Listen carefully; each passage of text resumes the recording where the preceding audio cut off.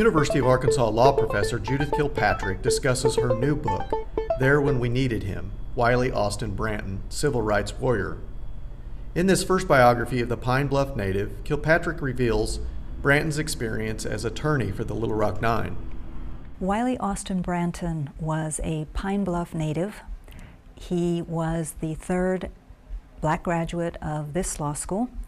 He became the lawyer who filed the 1956 case on behalf of the Little Rock students. In September, of course, the children had been kept out of the high school for, I guess it was a couple of weeks because of the mob action. And the Little Rock police were unable to control the mobs.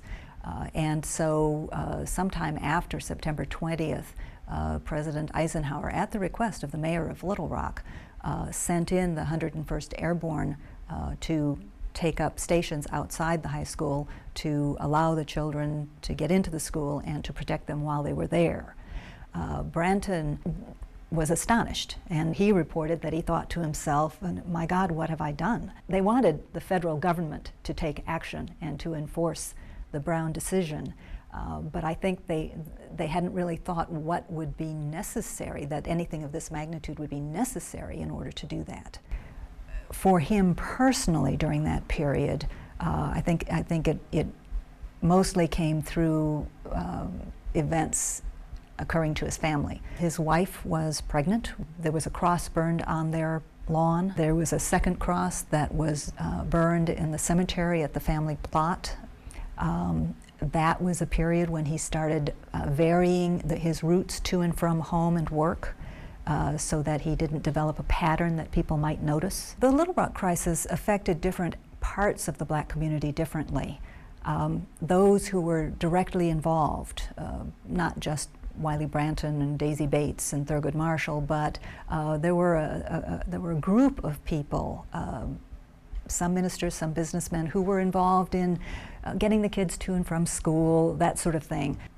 They, of course, were having to get through the crowds. They were the ones who, if their names were known, were going to be getting phone calls.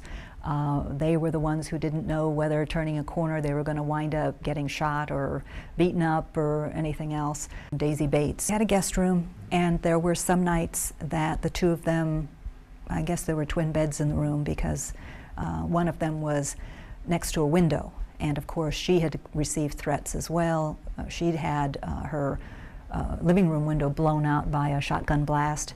There were metal plates that had each of their names on them, and I don't know where they came from, but Branton would put Thurgood Marshall's name on the bed next to the window and his own on the other, and then he'd come back later on and somehow Thurgood Marshall had switched them, so now he was the one next to the window. And I think that kind of macabre sense of humor was something that carried them through. Some of the students later said that they didn't talk to their parents about what went on within the high school, because they knew that if they knew how bad it was, they would change their mind about allowing them to do it. And some of them had to persuade their families to allow them to do that.